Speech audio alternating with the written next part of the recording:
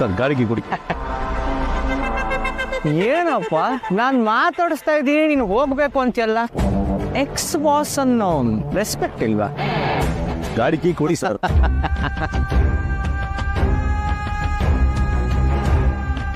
ಓ, ನಾನೇನು ಇಲ್ಲಿದ್ದೀನಿ ಅಂತ ಯೋಚನೆ ಮಾಡ್ತಿದ್ಯಾ? ಇವತ್ತು ನನ್ನ ಬ್ಯಾಚುಲರ್ ಪಾರ್ಟಿ, ಅದಕ್ಕೆ ಅಣ್ಣ ಈ ಜಾಗದಲ್ಲಿ ನನ್ನ ಪಾರ್ಟಿ ಆರ್ಗನೈಸ್ ಮಾಡಿದ್ದಾನೆ. ಮೋಸ್ಟ್ಲಿ ನೀನಿಂಥ ಜಾಗಕ್ಕೆಲ್ಲ ಕಾಲು ಇಟ್ಟಿರಲ್ಲ ಅಲ್ವಾ? ನನ್ನ ಗಾಡಿ ಕೀ ಕೊಡಿ ಅಭಿಜಿತ್ ಅವ್ರೆ. ನಾನು ಅಷ್ಟು ದೊಡ್ಡ ಪಾರ್ಟಿ ಬಿಟ್ಟು ನಿನ್ನ ಮಾತಾಡ್ಸೋದಕ್ಕೆ ಅಂತ ಬಂದ್ರೆ ನೀನು ಹೋಗ್ತೀನಿ ಅಂತೆಲ್ಲ ಸಮರ್ಥ. ಸರ್ ಗಾಡಿ ಕೀ ಕೊಡಿ. ಮಿಡಲ್ ಕ್ಲಾಸ್ ದಿಮಾಕ್ ನೋಡಪ್ಪ. ಓ, ನಿನ್ನ ಕೆಲ್ಸದಿಂದ ಕಿತ್ತಾಕ್ದೆ ಅಂತ ಕೋಪ ಮಾಡ್ಕೊಂಡಿದ್ಯಾ?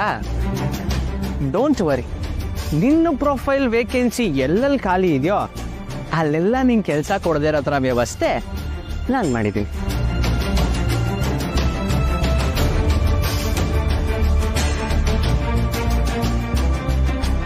ನೀವಮ್ಮ ಹೇಗಿದ್ದಾರೆ?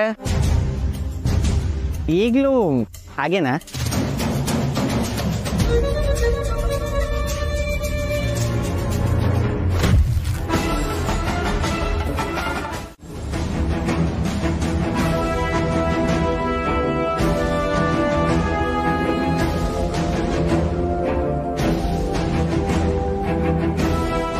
ನನ್ನ ಮೇಲೆ ಕೈ ಮಾಡ್ತಾನಲ್ಲೇ.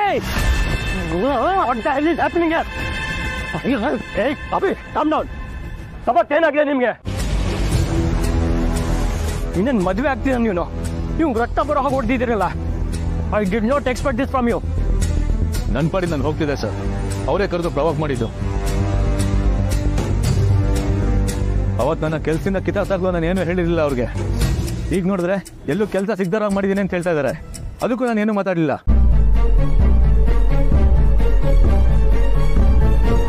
ಇವ್ರಿಗೆ ಏನು ರೈಟ್ಸ್ ಇದೆ ಸರ್ ನಮ್ಮ ಅಮ್ಮನ ಬಗ್ಗೆ ಮಾತಾಡೋಕ್ಕೆ?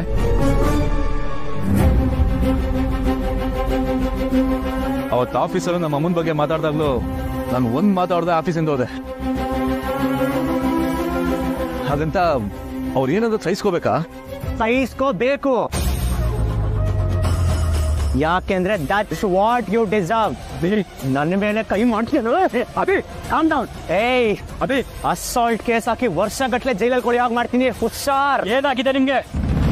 ಸಮಟ್, ಈ ವಿಷಯ ಇನ್ನು ದೊಡ್ಡಾಗೋಗಿಂತ ಮುಂಚೆ ನೋಡಿ, ನೀವು ಪೂರ್ಣಿ ಫ್ರೆಂಡ್ಗೆ ಹಸ್ಬೆಂಡ್ ಆಗದೆ ಇದ್ದಿದ್ರೆ ಅಭಿ ಮೇಲೆ ಕೈ ಎತ್ತಿದ್ದಕ್ಕೆ ನಿಮ್ಗೆ ಸರಿಯಾಗಿ ಉತ್ತರ ಕೊಡ್ತಿದ್ದೆ. ಈಗ ನನ್ನ ಕೈ ಕಟ್ಟಿದೆ. Please go from here.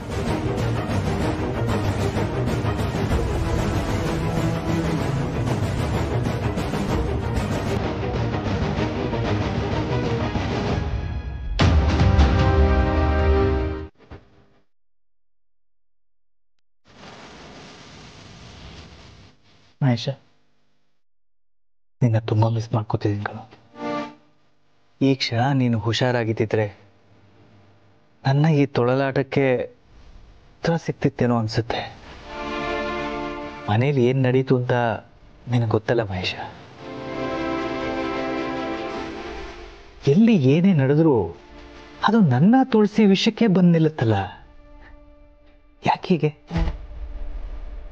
ತುಳಸಿಯವ್ರ ಜೊತೆ ಅವ್ರ ಮನೆಯವ್ರ ಜೊತೆ ಯಾವುದೇ ಸಂಬಂಧ ಇಟ್ಕೋಬಾರ್ದು ಅಂತ ಅಭಿ ಹೇಳ್ದ. ಅವನಿಗೆ ಹಾಗೆ ಹೇಳಕ್ಕೆ ಸುಲಭ ಇರ್ಬೋದು, ಆದರೆ ನನಗೆ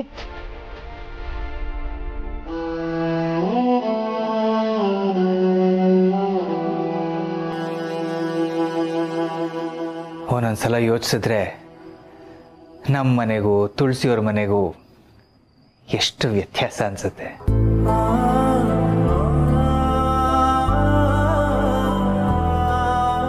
ಅವತ್ತು ನ್ಯೂಸ್ ಪೇಪರ್ ವಿಷಯನೇ ನೋಡು. ದತ್ತ ಈ ವಿಷಯ ತುಳಸಿಯವ್ರಿಗೆ ಗೊತ್ತಾಗಬಾರ್ದು ಅಂತ ಮುಚ್ಚಿಟ್ರು. ಆದರೆ ನಮ್ಮ ಮನೇಲಿ ನಾನು ಬರೋದನ್ನೇ ಕಾದು ನನ್ನ ಮೇಲೆ ಹಾರಾಡಿದ್ರು. ತುಳಸಿಯವ್ರ ಬಗ್ಗೆ ನನ್ನ ಮನಸ್ಸಲ್ಲಿ ಏನಿದೆ ಅಂತ ದತ್ತ ಬಂದು ನೇರವಾಗಿ ನನ್ನನ್ನೇ ಕೇಳಿದ್ರು. ನಾನು ನನ್ನ ಮನಸ್ಸಲ್ಲಿರೋದನ್ನ ಇದ್ದ ಹಾಗೆ ಹೇಳ್ಕೊಂಡ್ರು. ಅವರು ಒಂದು ಕ್ಷಣನೂ ಕೋಪ ಮಾಡ್ಕೊಳ್ದೆ ನನ್ನ ಭಾವನೆಗೆ ಗೌರವ ಕೊಟ್ಟು ಹೋದ್ರು. ಆದರೆ ನಮ್ಮ ಮನೇಲಿ ನನಗೆ ತುಳಸಿಯವ್ರ ಬಗ್ಗೆ ಯಾವ ಭಾವನೆ ಇದೆ ಅನ್ನೋದೇ ಗೊತ್ತಿಲ್ಲ. ಆದರೂ ಪ್ರತಿದಿನ ನನಗೆ ಗಿಲ್ಟ್ ಆಗೋ ಥರ ಮಾತಾಡ್ತಿದ್ದಾರೆ. ಅಲ್ಲ ಮಹೇಶ, ನನ್ನ ಮಕ್ಕಳು ನನಗೂ ಮನಸ್ಸಿದೆ ಅಂತ ಯಾವಾಗ ಅರ್ಥ ಮಾಡ್ಕೋತಾರೆ? ನಿಜವಾಗ್ಲೂ ಅರ್ಥ ಮಾಡ್ಕೋತಾರ?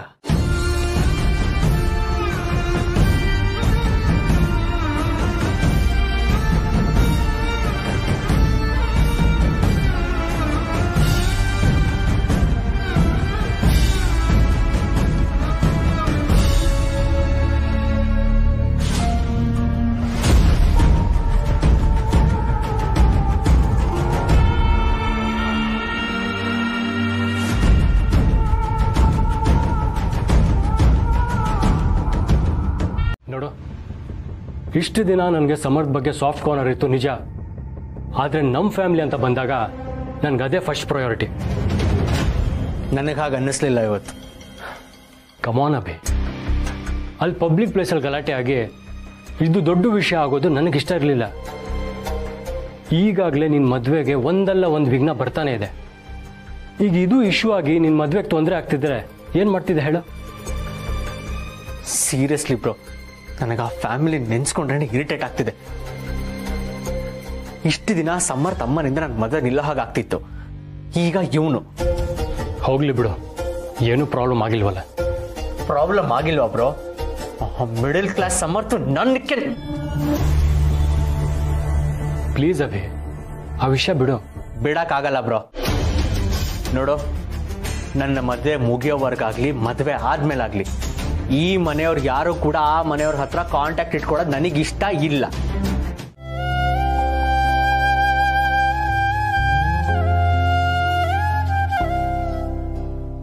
ಅವನಿನ್ನೂ ಚಿಕ್ಕ ಮಕ್ಕಳ ಥರನೇ ಆಡ್ತಾನೆ ಸೊಗಲಾಗಿ.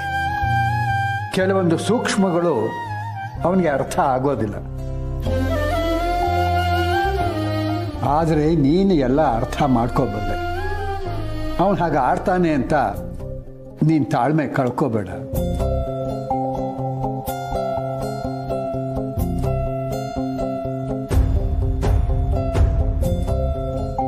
ಪಾಪು, ತಿಂಡಿಗೆ ಬಾರೋ.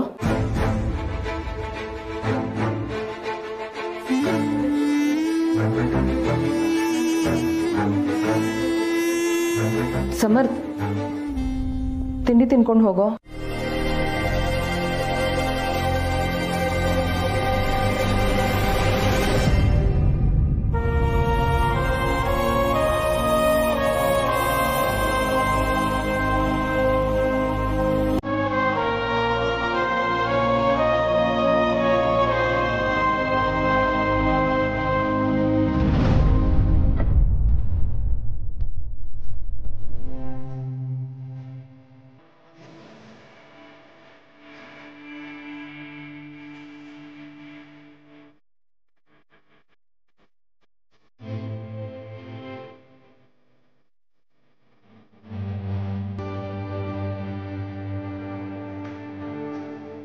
ತುಳಸಿ,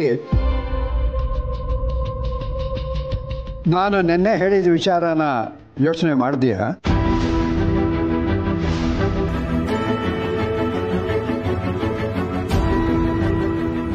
ಇಂಥವನು ನಿನ್ನ ಜೊತೆಯಲ್ಲಿದ್ದರೆ ನಿನ್ನ ಬದುಕು ಬೆಳಕಾಗುತ್ತೆ.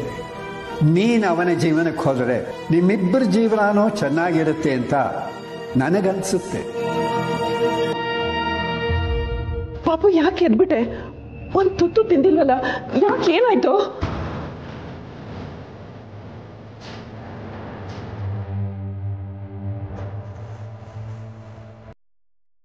ಮೆಹಂದಿ ಶಾಸ್ತ್ರನ ನಮ್ಮನೆಯಲ್ಲೇ ಇಟ್ಕೊಳ್ಳೋಣ ಅಂತ ದೀಪಿಕಾ ಮನೆಯವ್ರಿಗೆ ಹೇಳಿದ್ದೀನಿ. ಯೂಶಲ್ ಆಗಿ ಇದು ಹೆಣ್ಮಕ್ಳ ಮನೆಯಲ್ಲಿ ಮಾಡೋ ಅಂಥ ಶಾಸ್ತ್ರ, ಗಂಡು ಮಕ್ಕಳ ಮನೆಯಲ್ಲಿ ಮಾಡಲ್ಲ. ಆದರೂ ನಮ್ಮ ಮನೆಯಲ್ಲೇ ಮಾಡಿದ್ರೆ ಈ ಮನೆಗೂ ಒಂದು ಕಳೆ ಬರುತ್ತೆ ನೋಡು. ನೀವು ಯೋಚಿಸಿದ್ದೀರಾ ಅಂದರೆ ಅದು ಸರಿಯಾಗಿ ಇರತ್ತೆ ಚಿಕ್ಕಮ್ಮ. ನಿಮ್ಮಿಂದಾನೆ ಈ ಮನೆಯಲ್ಲಿ ಎಲ್ಲನೂ ಸರಿಯಾಗಿ ಹೋಗ್ತಿರೋದು. ಅಭಿ ನಿನ್ನೆ ಮಾಡಿದ್ದು ಸರಿಯಲ್ಲ, ಆದರೆ ಅದ್ರ ಬಗ್ಗೆ ನಿನ್ನೆ ಇವ್ರ ಹತ್ರ ಮಾತಾಡೋಕ್ಕೆ ಆಗಲಿಲ್ಲ. ಇವತ್ತಾದರೂ ಇವರಿಗೆ ಅರ್ಥ ಮಾಡಿಸ್ಬೇಕು. ಶಾರ್ವರಿ, ನನಗೆ ಸ್ವಲ್ಪ ಕೆಲಸ ಇದೆ, ಹೋಗಿ ಬರ್ತೀನಿ. ಸರಿ ಬಾವ. ನಿಂತ್ಕೊಳ್ಳಿ.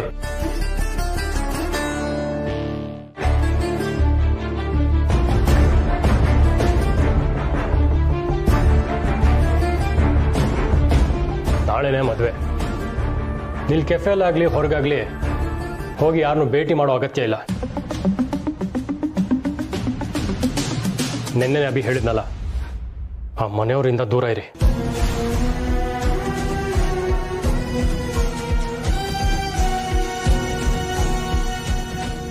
ಅಲ್ಲ ಅಭಿ, ಮದುವೆ ಆಗೋವರೆಗೂ ನೀವು ಸುಮ್ಮನಿದ್ಬಿಡಿ, ಮನೆಯಿಂದ ಹೊರಗೆ ಹೋಗಬೇಡಿ.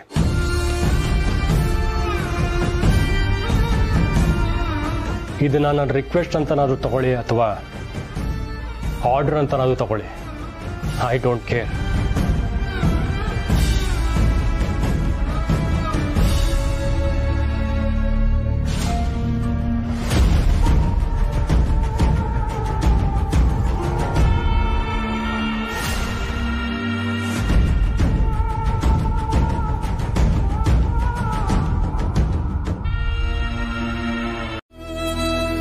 ಸಮರ್ಥ್ ಹೇಗೆ ಅಂತ ನನಗಿಂತ ಚೆನ್ನಾಗಿ ನಿಮಗೆ ಗೊತ್ತಲ್ವಾ. ಈ ಕ್ಷಣದ ಸಿಚುಯೇಷನ್ಗೆ ಹೇಗೆ ರಿಯಾಕ್ಟ್ ಮಾಡಬೇಕು ಅನ್ಸುತ್ತೋ ಹಾಗೆ ಮಾಡ್ತಾನೆ. ಸೂಕ್ಷ್ಮವಾಗಿ ಯಾವುದ್ರ ಬಗ್ಗೆನೂ ಯೋಚನೆ ಮಾಡಲ್ಲ ಅವನು. ಹಾಗಂತ ಅವನು ಕೆಟ್ಟವನು ಅಂತಲ್ಲ. ಹೋಗ್ತಾ ಹೋಗ್ತಾ ಅವನೇ ಎಲ್ಲ ಅರ್ಥ ಮಾಡ್ಕೊಳ್ತಾನೆ. ಆಗ ಕೋಪನೂ ಕಡಿಮೆ ಆಗತ್ತೆ. ನೀವು ಅವನ ಬಗ್ಗೆ ಯೋಚನೆ ಮಾಡಬೇಡಿ ಅಮ್ಮ. ನಿಮ್ಮ ಮಗನ್ನ ದಾರಿಗೆ ತರಕ್ಕೆ ನಾನಿಲ್ವಾ? ನಿಮಗೆ ನನ್ನ ಮೇಲೆ ನಂಬಿಕೆ ಇಲ್ವಾ? ಆ ನಂಬಿಕೆ ಇರೋ ಹೊತ್ತಿಗೆ ಅಲ್ವಾ ನಿನ್ನೆ ನಿಮ್ಮ ಮನೆ ಸೊಸೆ ಮಾಡ್ಕೊಂಡಿದ್ದು. ಅಂದಮೇಲೆ ನಮ್ಮ ವಿಷಯನ ನನಗೆ ಬಿಡಿ. ಈಗ ನಿಮ್ಮ ಬಗ್ಗೆ ಯೋಚನೆ ಮಾಡಿ. ಇಷ್ಟು ದಿನಾನು ಮಗ, ಸೊಸೆ, ಮಾವ, ಮನೆ, ಮಗಳು ಅಂತ ಎಲ್ಲ ಯೋಚನೆ ಮಾಡಿದ್ ಸಾಕು. ಇನ್ಮುಂದೆ ಆದ್ರೂ ನಿಮ್ಮ ಬಗ್ಗೆ ಯೋಚನೆ ಮಾಡಿ ಅಮ್ಮ. ಏನ್ ಯೋಚನೆ ಮಾಡ್ಲಿ? ನಾನಿಲ್ಲ ಆರಾಮಾಗೇ ಇದ್ದೀನಲ್ಲ ಪುಟ್ಟ. ಆರಾಮಾಗಿದ್ದೀರಾ? ಅಷ್ಟೊತ್ತಿಂದ ಅದೇನೋ ಯೋಚನೆ ಮಾಡ್ತಾ ಆಕಾಶನೇ ತಲೆ ಮೇಲೆ ಬಿದ್ದೋರಾಗಿದ್ರಲ್ಲ, ಅದನ್ನ ಆರಾಮಾಗಿರೋದು ಅಂತಾರ? ಅದು ಪುಟ್ಟ ಮಾವ. ಹೇಳಿ ಅಮ್ಮ. ನಾನೊಂದು ಗೊಂದಲದಲ್ಲಿ ಸಿಕ್ಕಾಕೊಂಡಿದ್ದೀನಿ ಪುಟ್ಟ. ಮಾವ ವಿಷಯ ಕೇಳ್ದಾಗ್ಲಿಂದ. ಏನ್ ವಿಷಯ ಅಮ್ಮ? ಮಾಧವ ಎಂಥವನು ಅಂತ ನನಗೆ ಗೊತ್ತು. ಅವನು ನಿನ್ನನ್ನು ಯಾವತ್ತೂ ಒಂಟಿಯಾಗಿರೋಕ್ಕೆ ಬಿಡೋಲ್ಲ. ಇಂಥವನು ನಿನ್ನ ಜೊತೆಯಲ್ಲಿದ್ದರೆ ನಿನ್ನ ಬದುಕು ಬೆಳಕಾಗುತ್ತೆ. ನೀನು ಅವನ ಜೀವನಕ್ಕೆ ಹೋದರೆ ನಿಮ್ಮಿಬ್ಬರ ಜೀವನನೂ ಚೆನ್ನಾಗಿರುತ್ತೆ ಅಂತ ನನಗನ್ಸುತ್ತೆ. ಬೇರೆ ಯಾರಾದರೂ ಈ ರೀತಿ ಕೇಳಿದ್ದಿದ್ರೆ ಅವ್ರಿಗೆ ಉತ್ತರ ಕೊಡಬೇಕು ಅಂತ ನಾನು ಯೋಚನೆನೂ ಮಾಡ್ತಾ ಇರಲಿಲ್ಲ. ಆದ್ರೆ ಮಾವನವರು. ಹೌದಮ್ಮ, ತಾತ ಅವರೇ ಈ ಪ್ರಶ್ನೆ ಕೇಳಿದ್ದಾರೆ ಅಂದ್ರೆ ತುಂಬಾ ಯೋಚಿಸಿನೇ ಕೇಳಿರ್ತಾರೆ ಅಮ್ಮ. ಅದೇನೋ ನಿಜ. ಆದ್ರೆ ಮಾಧವ್ ಅವರು ನಾನು ಒಳ್ಳೆ ಸ್ನೇಹಿತರು, ಅದ್ ಮಾವನವ್ರಿಗೂ ಗೊತ್ತು. ಇದ್ದಕ್ಕಿದ್ದಂಗೆ ಅವ್ರು ಯಾಕೆ ಈ ರೀತಿ ಯೋಚನೆ ಮಾಡ್ತಾ ಇದ್ದಾರೆ ಅಂತ ನನಗೆ ಗೊತ್ತಾಗ್ತಾ ಇಲ್ಲ. ಯೋಚನೆ ಮಾಡಿ ಉತ್ತರ ಕೊಡು ಅಂದಿದ್ದಾರೆ. ನನ್ಗೇನು ಉತ್ತರ ಕೊಡ್ಲಿ ಅಂತಾನೆ ಗೊತ್ತಾಗ್ತಾ ಇಲ್ಲ. ಈ ವಯಸ್ಸಲ್ಲಿ ನಾನ್ ಮಾವನವ್ರ ಹತ್ರ ಇಂಥ ವಿಷಯ ಎಲ್ಲ ಮಾತಾಡೋದು ಅಂದ್ರೆ. ಅಮ್ಮ, ಪದೇ ಪದೇ ವಯಸ್ಸು ವಯಸ್ಸು ಅಂತ ಯಾಕೆ ಹೇಳ್ತೀರಾ? ಇಂತಿಂತ ವಯಸ್ಸಲ್ಲಿ ಇದಿದೆ ಆಗ್ಬೇಕು ಅನ್ನೋದು ನಾವು ಹಾಕೊಂಡಿರೋ ಚೌಕಟ್ಟಷ್ಟೇ. ಆ ಚೌಕಟ್ಟನ್ನ ಮುರಿಬೇಕು ಅಂತ ನಾನು ಹೇಳಲ್ಲ. ಆದ್ರೆ ಅದನ್ನ ಮೀರಿದ್ರೆ ತಪ್ಪೇನಿಲ್ಲ ಅಲ್ವಾ? ಈ ವಿಷಯದಲ್ಲಿ ನಿಮ್ಮ ಮನ್ಸಿಗೆ ಯಾವ್ದು ಸರಿ ಅನ್ಸುತ್ತೋ ಅದನ್ನ ಸಂಪೂರ್ಣವಾಗಿ ಮಾಡೋ ಹಕ್ಕು ನಿಮಗಿದೆ ಅಮ್ಮ.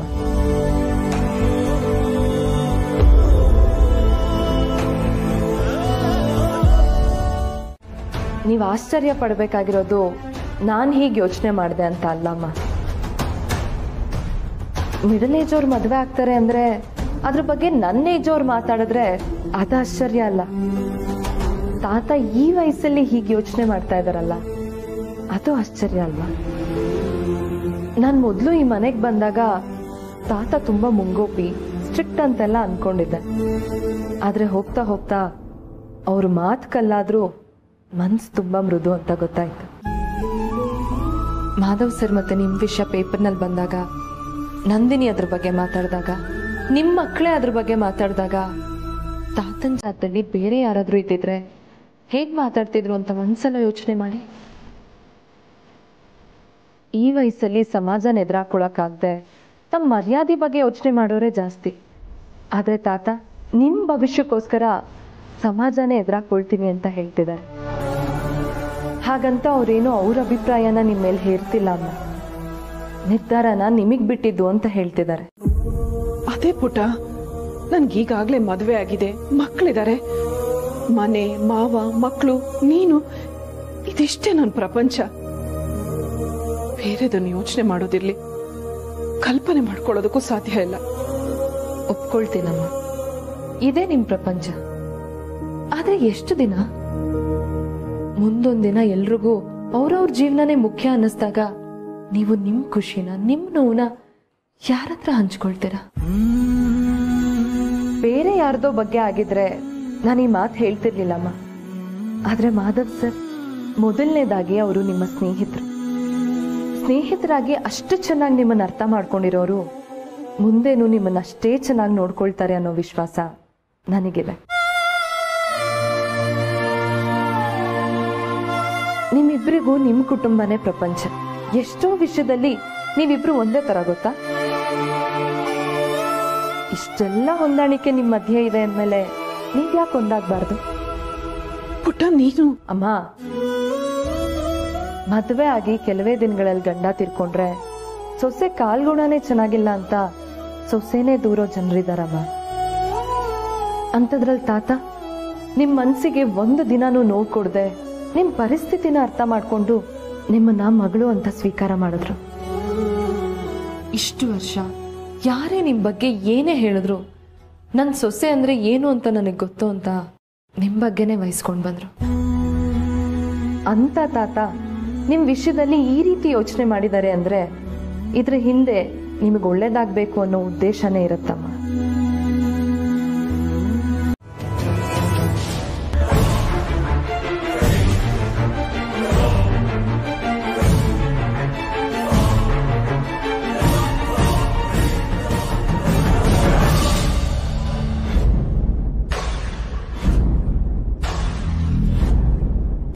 ಇವಳಿಂದ ಇವ್ರ ಮಾವನ್ನ ಕರ್ಕೊಂಬಂದಿದ್ದು ನಾನೇ ತಾತ.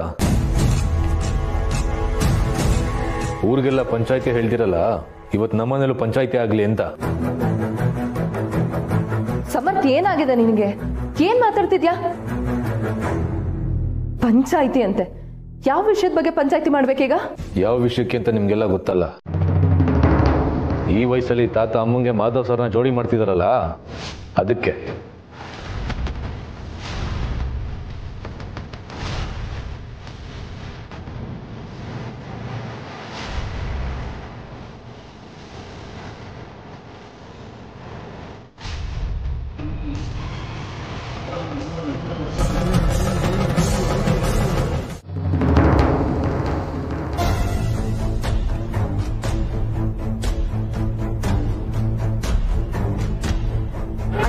ಸುಮ್ನೆ ನನ್ನ ಹತ್ರ ಜಗಳ ಆಡ್ಬೇಡ.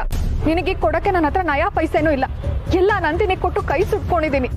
ನಾನು ಅವತ್ತೇ ಬಡ್ಕೊಂಡೆ ನಿನಗೆ, ಕೊಡಬೇಡ ಅವಳು ದುಡ್ಡು, ಕೊಡಬೇಡ ಅವಳು ದುಡ್ಡು ಅಂತ. ಕೇಳಿದ್ಯಾ ನನ್ನ ಮಾತು? ಓಹೋ, ನೀವು ನನ್ನ ಫಾಲೋ ಮಾಡ್ಕೊಂಡು ಬಂದಿದ್ರಾ? ಅವೆಲ್ಲ ನಿನಗೆ ಬೇಕಾಗಿಲ್ಲ. ನಾನು ಅವತ್ತೇ ನಿನಗೆ ಗಿಣಿಗೆ ಹೇಳ್ದಾಗ ಹೇಳಿದೆ ತಾನೆ. Stop it. ಇಬ್ರು ಸ್ವಲ್ಪ ಸುಮ್ಮನೆ ಇರ್ತೀರಾ? ಸಂಧ್ಯಾ, ನಾನೀಗ ನಿನ್ನ ಹತ್ರ ದುಡ್ಡಿನ ವಿಷಯ ಮಾತಾಡಕ್ ಬಂದಿಲ್ಲ. ಸದ್ಯಕ್ಕೆ ದುಡ್ಡು ನನಗೆ ಬೇಡ.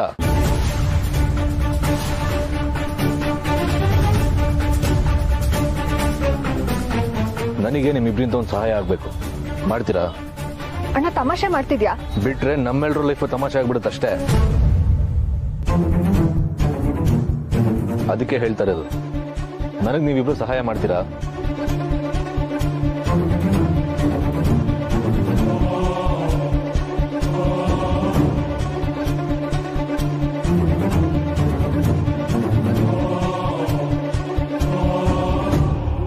ತಾತ. ಅಲ್ಲ ಬೀಗ್ರೆ, ನಿಮ್ಮ ಮೊಮ್ಮಗಳು ನನ್ನ ಮಗನ್ನ ಮದುವೆ ಮಾಡ್ಕೊಂಡ್ಬಿಟ್ಲು, ಸಮಾಜದಲ್ಲಿ ಎಲ್ರ ಮುಂದೆನೂ ತಲೆ ತಗ್ಸೋ ಪರಿಸ್ಥಿತಿಗೆ ತಂದ್ಬಿಟ್ಲು ಅಂತ ಪಾಪ ನನ್ನ ಸೊಸೆ ಮುದ್ದುನ ಚುಚ್ಚಿ ಚುಚ್ಚಿ ಅಂತಾನೆ ಇರ್ತೀರಾ ಇವತ್ತಿಗೂ. ಈಗ ನಿಮ್ಮ ಸೊಸೆ ಮುದ್ದು ಅವನು ಯಾರನ್ನೋ ಮದುವೆ ಮಾಡ್ಕೋತಿದ್ದಾನೆ. ಇದು ಸಮಾಜದ ಮುಂದೆ ತಲೆ ತಗ್ಸೋಂತ ಪರಿಸ್ಥಿತಿ ಅಲ್ವೋ?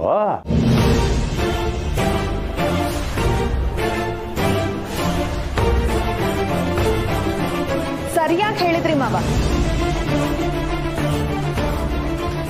ನಾನಾದ್ರೆ ಯಾವ ವಯಸ್ಸಲ್ಲಿ ಮದ್ವೆ ಆಗ್ಬೇಕೋ ಆ ವಯಸ್ಸಲ್ಲೇ ಆಗಿದ್ದೆ. ಆದ್ರೆ ಅಮ್ಮ ಛೀ ಹೇಳ್ಕೊಳಕ್ಕೆ ಅಸಹ್ಯ ಆಗುತ್ತೆ.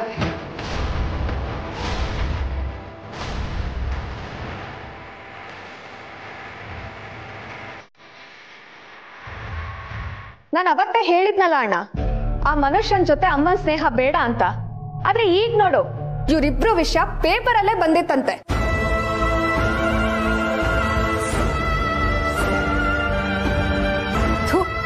ಸ್ವಲ್ಪನಾದ್ರೂ ನಾಚಿಕೆ ಮಾನ ಮರ್ಯಾದೆ ಬೇಡವಾ?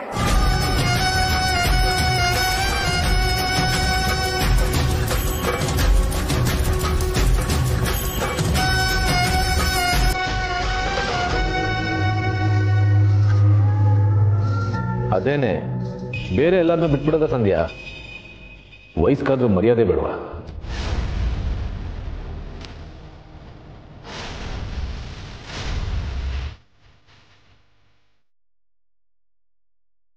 ಅವತ್ತು ನಾನು ಮಾತಾಡಿದ್ದಕ್ಕೆ ಫ್ರೆಂಡ್ಸು ಅಂದ್ರು, ಈಗೇನು ಹೇಳ್ತೀರಾ?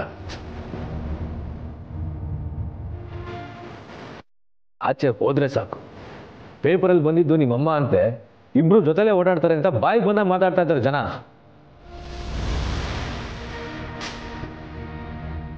ಇನ್ನು ಮದುವೆ ಮತ್ತೊಂದು ಅಂದ್ರೆ ನಾವು ಆಚೆ ತಲೆ ಎತ್ಕೊಂಡು ತಿರ್ಗಕ್ಕಾಗತ್ತಾ?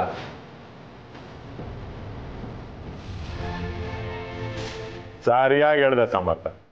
ಅಲ್ಲ ಬೀಗ್ರೆ, ಇಂಥವ್ರ ಮನೆಯಿಂದ ಹೆಣ್ಣು ತಂದಿದೀವಿ ಅಂತ ಗೊತ್ತಾದ್ರೆ ನಮ್ ಸರೀಕರ ಮುಂದೆ ನಾವು ತಲೆ ಎತ್ಕೊಂಡು ತಿರ್ಗಾಡಕ್ಕಾಗತ್ತಾ ಹೇಳಿ? ಅದೇನೆ, ಅವತ್ತು ಹೂವಿಸ್ಕೊಂಡ್ ಬಂದಾಗ್ಲೇ ಡೌಟ್ ಇತ್ತು ನನ್ಗೆ. ಅವತ್ತು ರೆಸಾರ್ಟ್ ಅಲ್ಲಿ ಅಂತೂ ನೆನ್ನಿಸ್ಕೊಂಡ್ರೆ ಬಾಯಿ ಮುಚ್ಕೊಂಡು ಇರ್ತೀಯೋ ಅಥವಾ ಇಲ್ಲೇ ಸಿಗ ತೋರಣ ಕಟ್ಲ?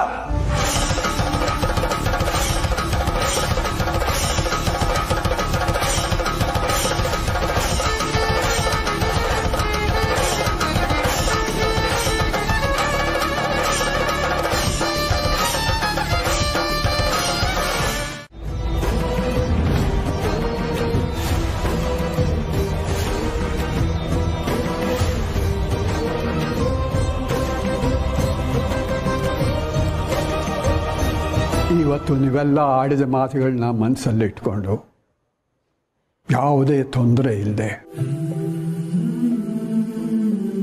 ತುಳಸಿ ಮಾಧವರ ಮದುವೆ ಆಗೋ ಹಾಗೆ ನಾನು ನೋಡ್ಕೋತೀನಿ.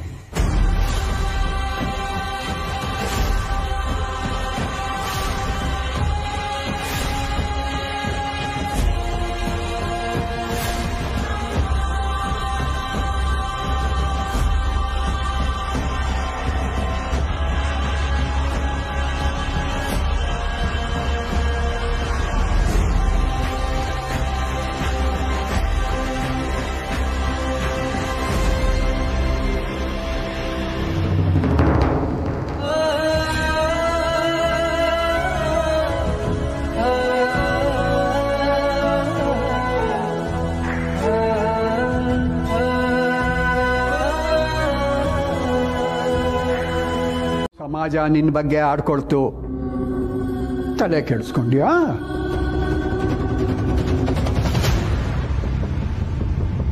ಹಾಗೆಲ್ಲ ತಲೆ ಕೆಡಿಸ್ಕೊಳ್ದೆ ಇರೋ ನಿನಗೆ ಈಗ ಯಾಕಪ್ಪ ಸಮಾಜ ಚಿಂತೆ? ಇವರಿಬ್ರು ಏನು ಅಂತ ನನಗೆ ಗೊತ್ತು. ಆದ್ರೆ ನೀನು ಒಂದು ಕ್ಷಣ ನಿಮ್ಮ ತಾಯಿ ಬಗ್ಗೆ ಯೋಚನೆ ಮಾಡಬಹುದಾಗಿತ್ತಲ್ವಾ? ನೀನು ನನಗೆ ಒಂದು ಮಾತು ಹೇಳದೆ ಮದುವೆ ಆಗೋದಕ್ಕೆ ಹೊರಟಾಗ ನಿಮ್ಮಮ್ಮ ನಿನ್ನ ಜೊತೆಗಿದ್ಲು. ನಿನ್ನ ಸಂತೋಷಕ್ಕೆ ಅಂತ ಅವಳು ನನ್ನನ್ನೂ ಎದುರು ಹಾಕ್ಕೊಂಡ್ಳು.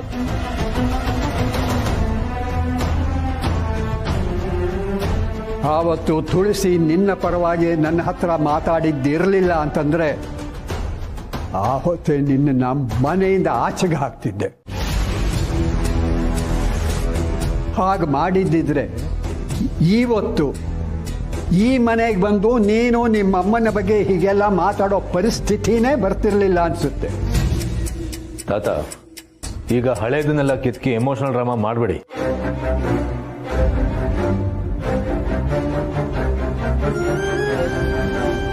ಅಮ್ಮಂಗೆ ಮದುವೆ ಮಾಡೋದೇ ಇಂಪಾರ್ಟೆಂಟ್ ಆದ್ರೆ ನಾನು ಕರ್ಕೊಂಡ್ ಬಂದಿದ್ದು ಗಂಡ ಜೊತೆನೆ ಮಾಡ್ಬೋದಿತ್ತಲ್ಲ, ಅಡ್ಗೆ ಬಟ್ಟೆ ಹಾಕ್ಬೇಕಿತ್ತು.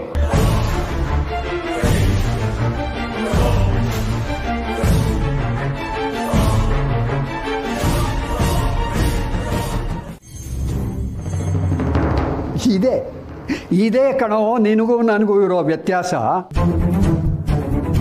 ನಿನಗೆ ನಿನ್ನ ಅಹಂಕಾರ ಮುಖ್ಯ, ನನಗೆ ತುಳಸಿ ಸಂತೋಷ ಮುಖ್ಯ.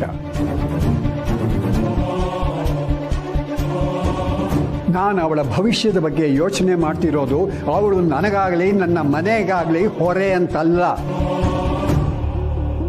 ಮುಂದೊಂದು ದಿವಸ ಅವಳ ಮಗನೇ ಅವಳ ಎದುರಿನಲ್ಲಿ ನಿಂತು ನೀನು ನನಗೆ ಹೊರೆ ಅಂತಂದ್ರೆ ಅವಳು ಒಂಟಿ ಆಗಬಾರ್ದಲ್ವಾ?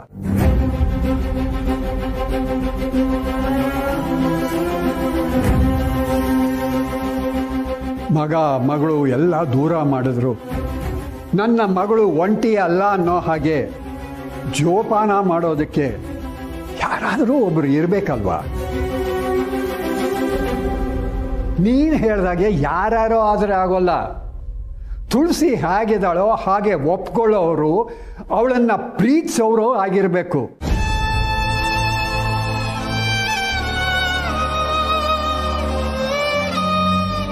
ಎಲ್ಲದಕ್ಕಿಂತ ಹೆಚ್ಚಾಗಿ ಅವಳನ್ನು ಗೌರವದಿಂದ ನೋಡ್ಕೊಳ್ಳೋರು ಆಗಿರಬೇಕು. ಅರ್ಥ ಆಯ್ತಾ? ಅರ್ಥ ಆಯ್ತಾ ಅಂತೆ ಅಲ್ಲ ತಾತ. ನಿಮ್ಮ ಪ್ರಶ್ನೆಗಳಿಗೆ ಉತ್ತರ ಸಿಕ್ಕಾಯ್ತಲ್ವಾ? ನೀವಿಬ್ರು ಹೊರಡಿ.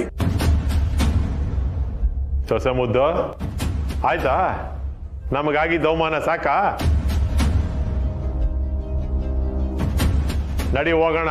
ನಿಮ್ ತಾತಂಗಂತೂ ಅವ್ರು ಹೇಳಿದ್ದೇ ಕರೆಕ್ಟ್. ಎಂತ ಫ್ಯಾಮಿಲಿ ಗಂಟು ಬಿದ್ಬಿಟ್ರ. ಬಾಮ್ಮ ಹೋಗೋಣ. ತಾತ ನೀವು ತಪ್ಪ ನಾಲ್ಕು ಬಾರಿಸೋದಕ್ಕೆ ಮುಂಚೆ ನನ್ನ ಕಣ್ಣಿಂದ ದೂರ ಹೋಗು.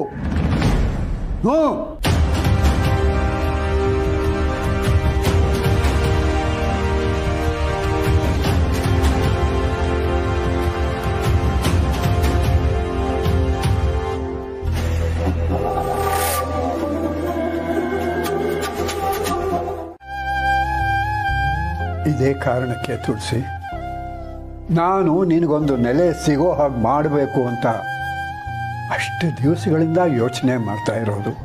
ಆದ್ರೆ ಮಾವ, ನಿಮ್ಮ ಜೊತೆ ನಾನು ಸಂತೋಷವಾಗೇ ಇದ್ದೀನಲ್ಲ. ಇಷ್ಟು ದಿನ ಈ ಮನೆಯಲ್ಲಿ ಎಲ್ಲ ಸರಿಯಾಗೇ ಇತ್ತಲ್ಲ.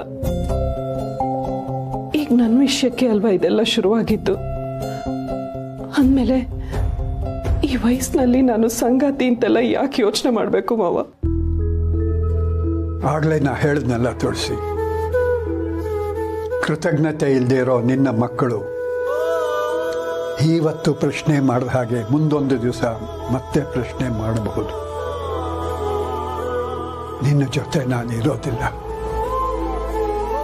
ಆಗ ಅವರನ್ನ ಧೈರ್ಯವಾಗಿ ಎದುರಿಸ್ತೀಯ. ನಾನು ಹೇಗೆ ಮಾತಾಡಿದ್ನೋ ಅವ್ರ ಮುಖಕ್ಕೆ ಹೊಡೆಯೋ ಹಾಗೆ ನೀನು ಅವ್ರ ಹತ್ರ ಮಾತಾಡ್ತೀಯ. ನೀನು ಖಂಡಿತ ಹಾಗೆ ಮಾಡೋಲ್ಲ. ಯಾಕೆ ಹೇಳು? ಅವರು ಮಕ್ಕಳು ಅನ್ನೋ ಮಮಕಾರ ಇನ್ನೂ ನಿನಗಿದೆ. ಜೀವನನ ನಾನು ತುಂಬ ನೋಡಿದ್ದೀನಿ ತುಳಸಿ. ಆ ಅನುಭವದ ಮೇಲೆ ಒಂದು ಮಾತು ಹೇಳ್ತೀನಿ ಕೇಳು. ನಮಗೆ ಯಾರು ಗೌರವ ಕೊಡ್ತಾರೋ ಅವ್ರಿಗೆ ನಾವು ಗೌರವ ಕೊಡಬೇಕು. ಆದರೆ ನಮ್ಮನ್ನು ಕಡೆಗಣಿಸೋರನ್ನು ಓಲೈಸೋ ಅವಶ್ಯಕತೆ ಇಲ್ಲ. ಇದೇ ಕಾರಣಕ್ಕೆ ನಿನ್ನನ್ನ ನೀನು ಇರೋ ಹಾಗೆ ಸ್ವೀಕರಿಸುವಂಥ, ಗೌರವಿಸುವಂಥ ಒಬ್ಬ ವ್ಯಕ್ತಿ ನಿನ್ನ ಜೊತೆಯಲ್ಲಿ ಇರಬೇಕು ಅಂತ ನಾನು ಬಯಸೋದು.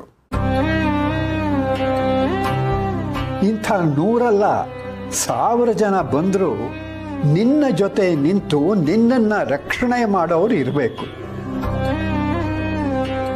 ನಿನ್ನ ಸೊಸೆ ಒಬ್ಬಳು ನಿನ್ನ ಪರವಾಗಿರಬಹುದು, ಆದರೆ ಅವಳು ಕೂಡ ಗಂಡನ ವಿರುದ್ಧ ನಿಂತು ಎಷ್ಟು ದಿವಸ ನಿನಗೆ ಬೆಂಬಲ ಕೊಡ್ತಾಳೆ?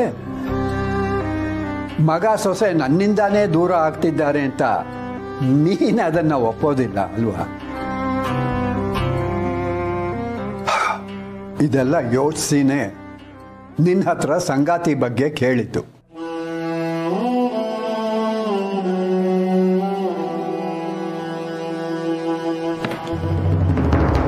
ನಡಿ ಸರಿ, ನಮ್ಗೆ ಈ ಮನೇಲಿ ಮೇಲೆ ಜಾಗ ಇಲ್ಲ.